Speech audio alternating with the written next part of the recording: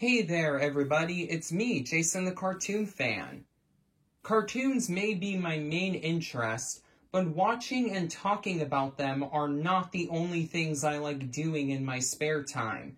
I watch live-action shows. I play games of both the board and video varieties. I go on walks. I ride my bicycle. I read books. And, as you can tell from the title of this video, I listen to music. I love music, because you can always use it to help liven up any boring scenario. I like all genres of music except for modern-day country and rap. In my opinion, both of those genres have gone through a heavy decline in quality in the past 2 decades. Country went from great folk tunes about Western legends to mopey-dopey songs about cliched romance. And rap went from cleverly written, diverse melodies of hipness to just a game of, let's see how many swear words and lines about sex we can squeeze into a 3-minute time span. While I primarily listen to music using my Amazon Echo Dot, you can see it right over there in the background, I still own quite a few albums, most of which are on CD, but 6 of them are on vinyl. Considering my love for movies and TV shows, you would assume that most of my albums are of show tunes, but while I have quite a few such albums, most of my music collection actually consists of works of professional artists, primarily ones from the 1960s, 70s, 80s, 90s, and 2000s, since those are my 5 favorite decades of music.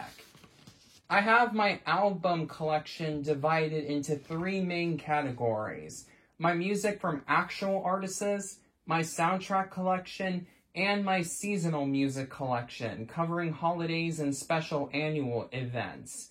With my traditional introduction out of the way, now it's time for me to show you guys and gals all the rockin' tunesies, as Maggie Pesky from Disney's short-lived Buzz on Maggie once called them, I currently own.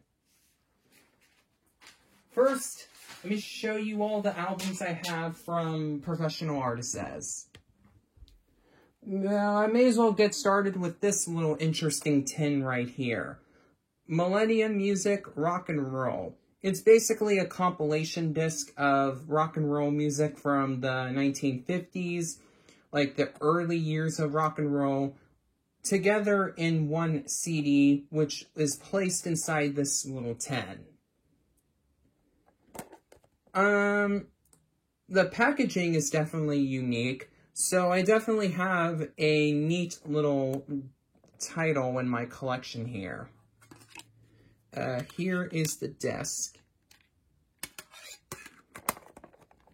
Alright, next off, I have the iconic Hotel California album from the Eagles, one of my all-time favorite rock and roll bands from the 70s.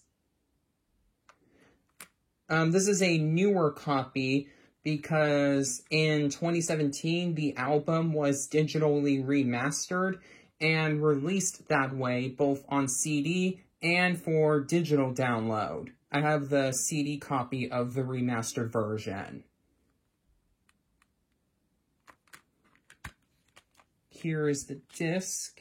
I'll take it out so you can see the artwork that's underneath because it's really cool looking. And here is the booklet that came with the CD. See, this is why I love physical media. With digital, you don't get all this really, really cool artwork.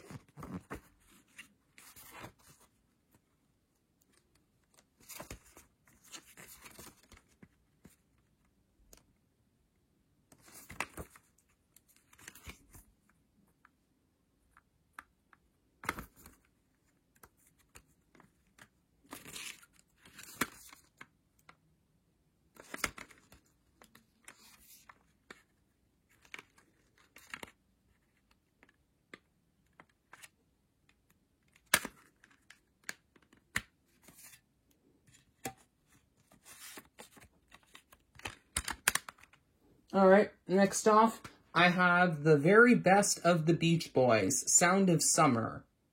Beach Boys is another pretty good band.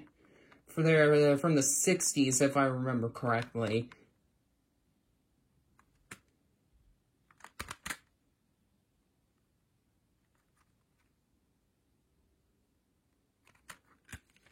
Here's the disc with some more nice looking artwork. And I'll show you the booklet. Ooh. Oh, this one's a little hard to get out.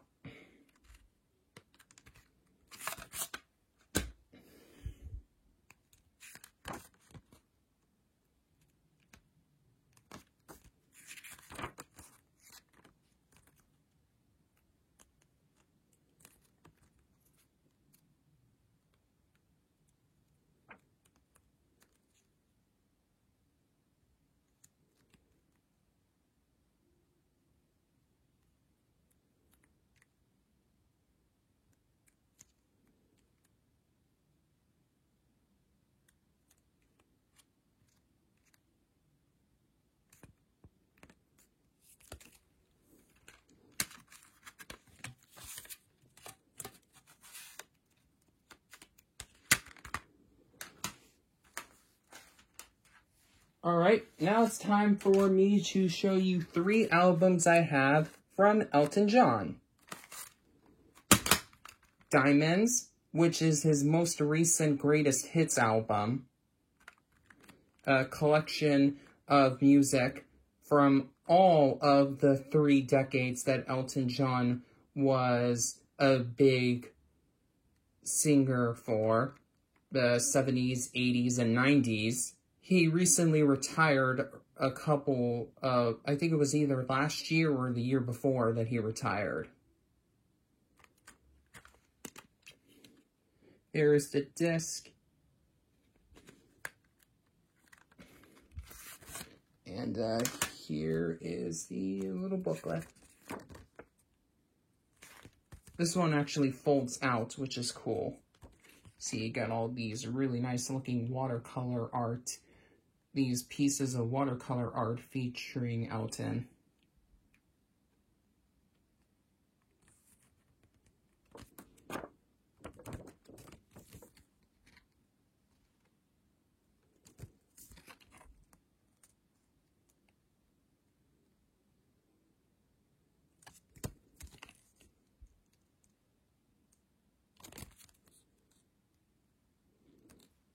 Elton John actually dedicated this album to his 2 sons, who he adopted. Which I think is cute. I think that's sweet that he did that.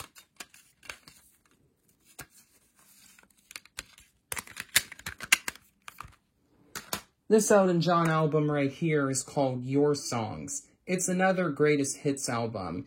There is a little bit of overlap with the Diamonds album, but there are still enough songs on this album that weren't on the Diamonds album that made me justify picking this up.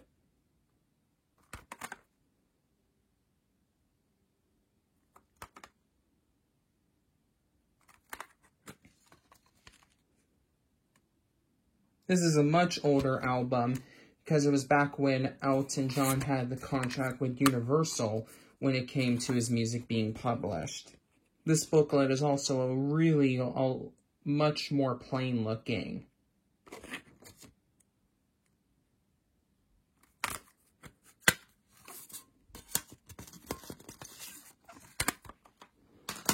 Finally, for my 3 Elton John albums, I have Elton John live in Australia with the Melbourne Symphony Orchestra, which is basically a recording of a concert he did back in 1994.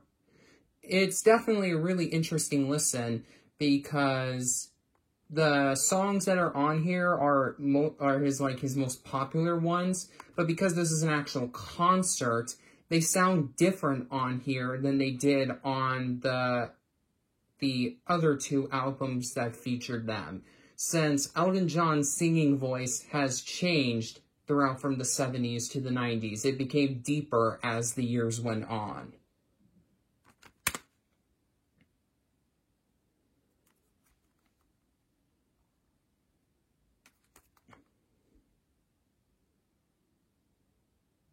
Oh, no, wait, not 1994, 1987.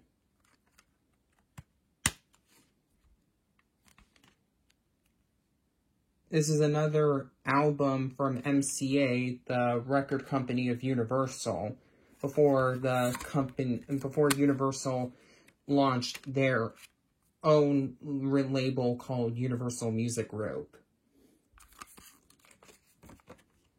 This booklet is actually pretty cool because the lyrics for each song are listed in here, which was something that the other two Elton John albums I have missed out on the opportunity of doing.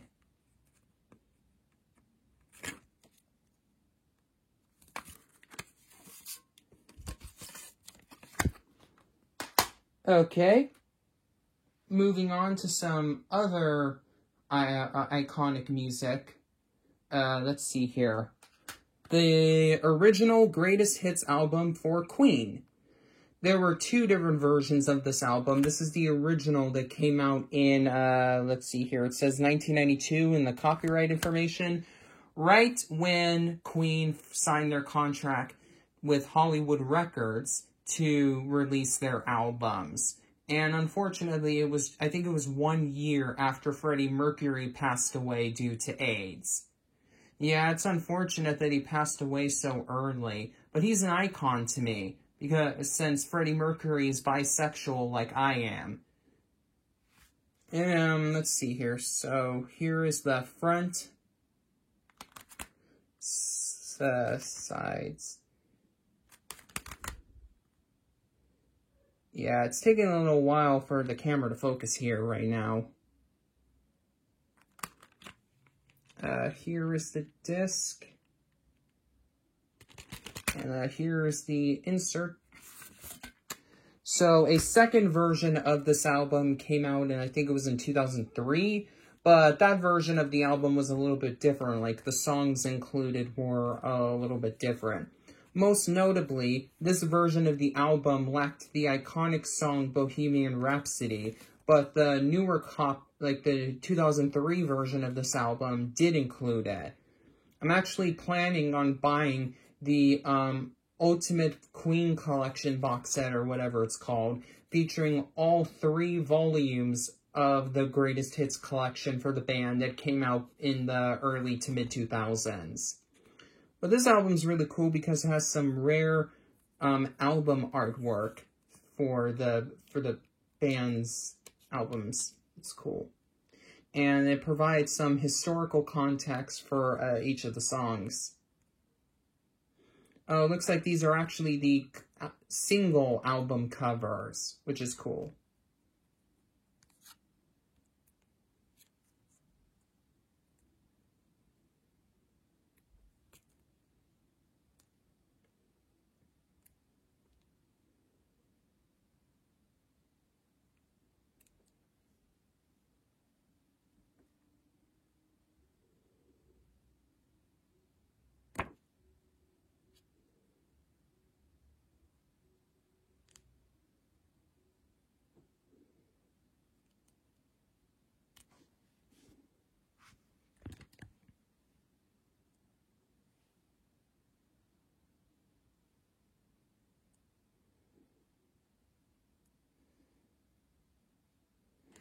I don't know why it's taking so long for the camera to focus right now.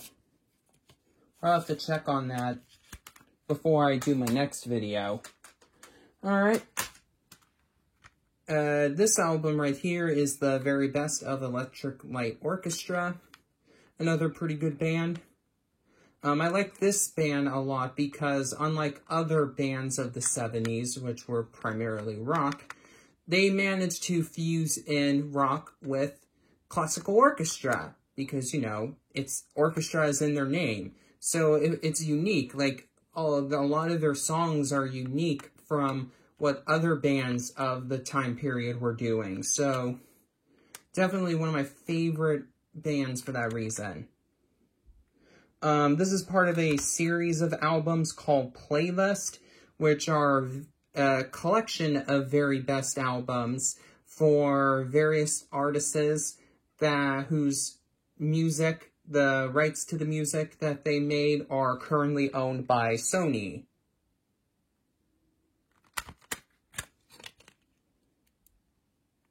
Here's the disc, which is a little bit generic looking.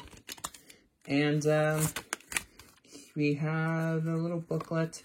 This one is a lot more simplistic, and the reason why it looks the way it does is because I purchased this used, but I made the foolish decision of letting one of my younger step-siblings use it, and unfortunately it got water damage. Don't ask me how.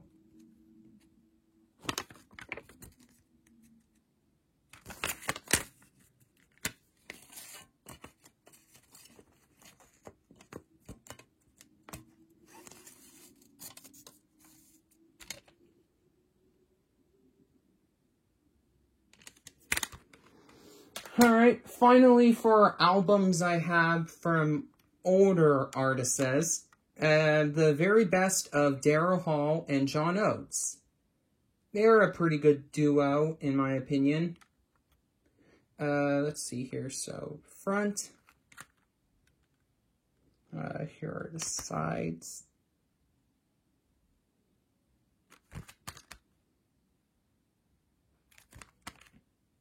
And the back. And here's the disc. Has a pretty cool effect where the disc itself is a drawing of Hall and Oates, but it's actually like a tracing of an actual photo taken of them, and the photo of them that this drawing represents is underneath, like in the whole, like underneath the disc holder, which is cool. That's a cool little effect that they did with the packaging for this release.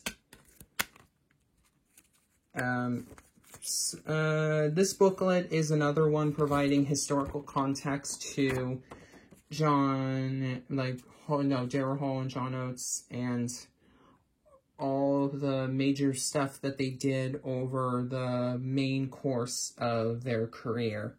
They're technically still active and making new music, but none of their more recent stuff has become even nearly as popular as their classics like Sarah Smile, Rich Girl, Adult Education, and You Make My Dreams Come True, and Kiss on My List. Those are all classics in my opinion.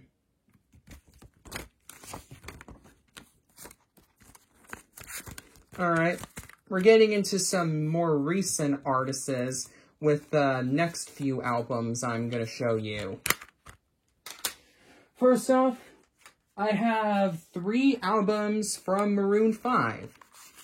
Starting with the very first official album from Maroon 5, Songs About Jane. This album was released in 2002, the year I was born. But this is a newer copy that came out in 2007. I'm not sure if there are like any major differences between the 2002 and 2007 releases. As far as I know, they probably just changed a couple of legal information, like pieces of legal information and whatnot, since the cover looks the same.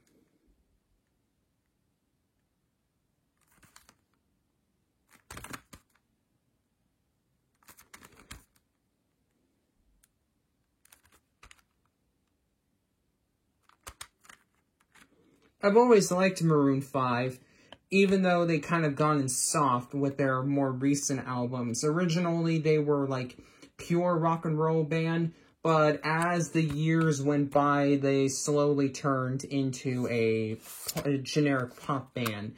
They're not like super generic. I still enjoy their music. It's just their newer songs, while catchy, in my opinion, don't have quite the same punch as their older songs, like the ones on this album. And this album also has all of the lyrics for each song listed, which is cool.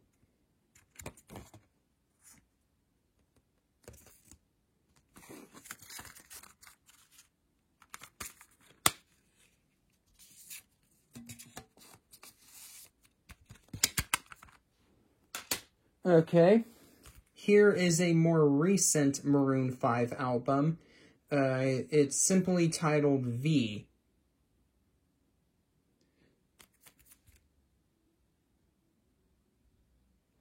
I actually purchased this at Rite Aid, if you can believe that.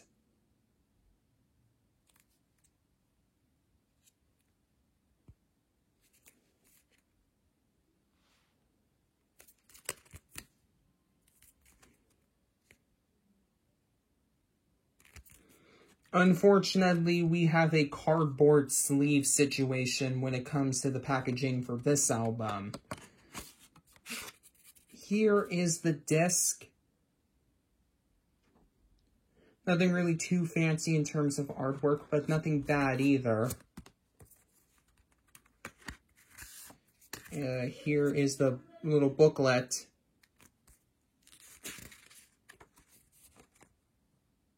This one doesn't have, like, the actual lyrics for each song listed. It's just some, like, the legal information for each track.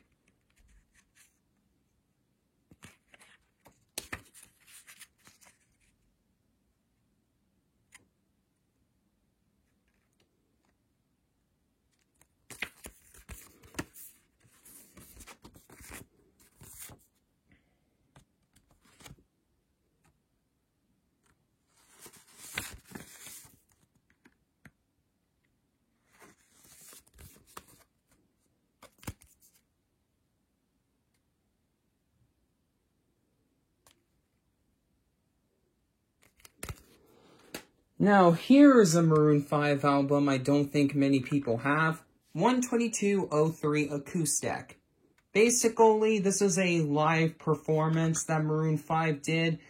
That, as the title suggests, are acoustic versions of some of their older songs. This was recorded, as you could probably also tell from the title of this album, on January 22nd, 2003, just a few months after Songs About Jane were released, and brought Maroon 5 all the way up to major stardom. So this is definitely, I listened to this album a couple of times. It's definitely a really interesting listen. Just because, you know, it's different versions of these songs that I've heard countless times before.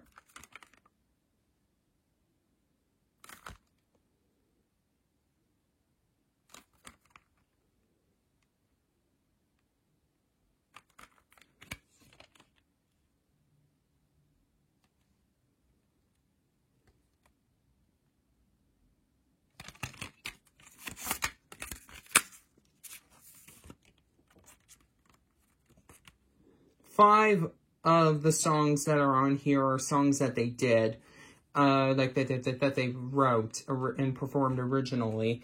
And they also did covers of If I Fell from the Beatles and Highway to Hell from AC/DC. So we get to hear those two iconic songs performed by Maroon 5, which is definitely pretty interesting of them to do.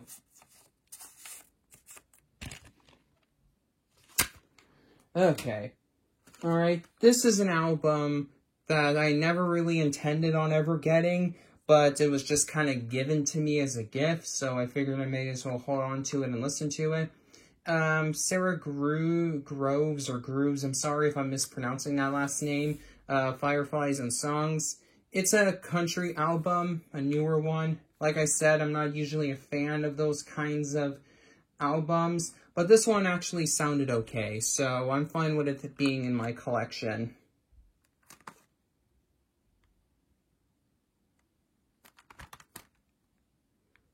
If anybody can actually provide me some more info about this artist, because I never heard of her before, feel free to let me know in the comments.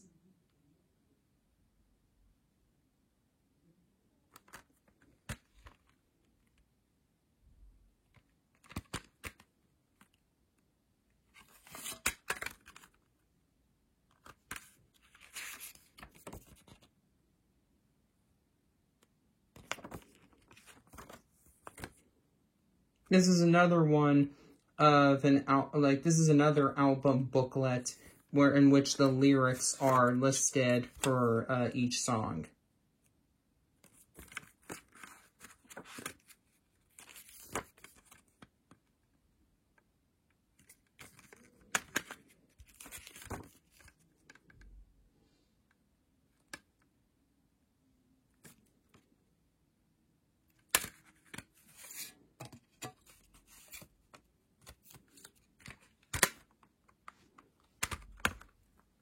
This album was a major blind gift from before.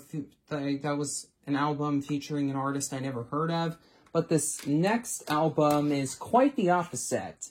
Sam Smith, the thrill of it all. I love Sam Smith. He's one of my favorite modern day artists. And I actually had the privilege of going to one of his concerts all the way back in, I think it was in 2018 or 2019, if I remember correctly. It was definitely a really cool experience, even though we got one of the very back seats, like the ones that were like the suspended seats that are lifted above the rest of the audience. Those kinds of seats always freak me out a little bit. So I had to, it took a little bit of getting used to, but I think it was worth it. It was definitely really cool being able to see this really awesome artist in person. So my stepmom, Janelle, got this for me, right before, I think it was either before or after, right before or right after we went to the Sam Smith concert, because most of the songs that are on this album were ones that he performed at that concert. So definitely really, really nice to have this album in my collection.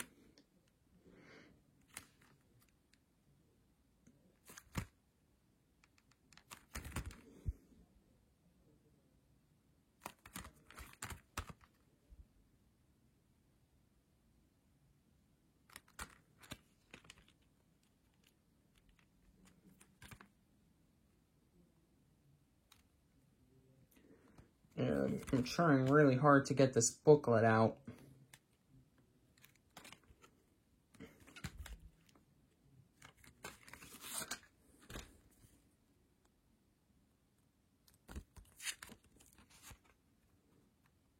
This is yet another booklet with the lyrics for each song listed.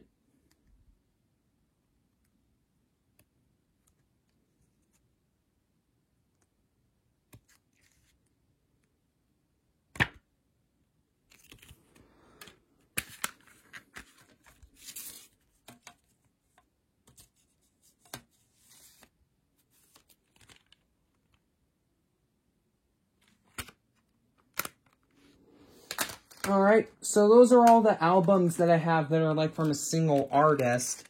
So now I'm showing you these compilation albums that are music from various different artists together in these collections. Singers and Songwriters, 1976 and 1977.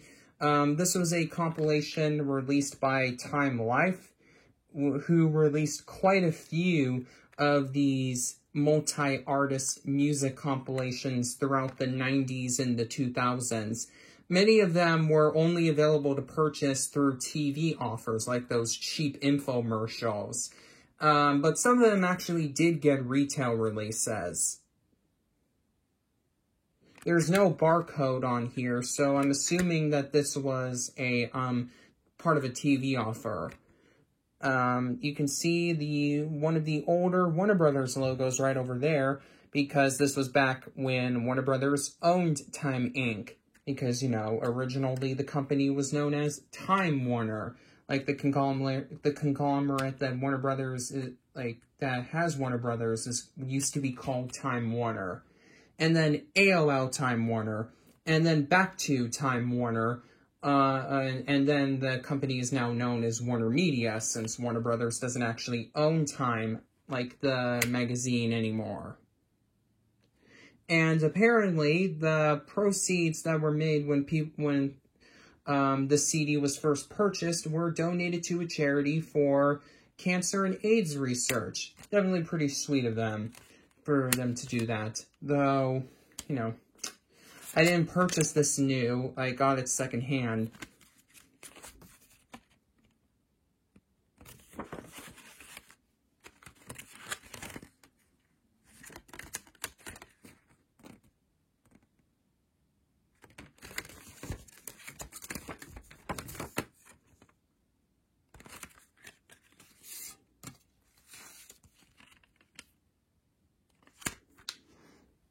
Alright, that's all the time that I have for tonight.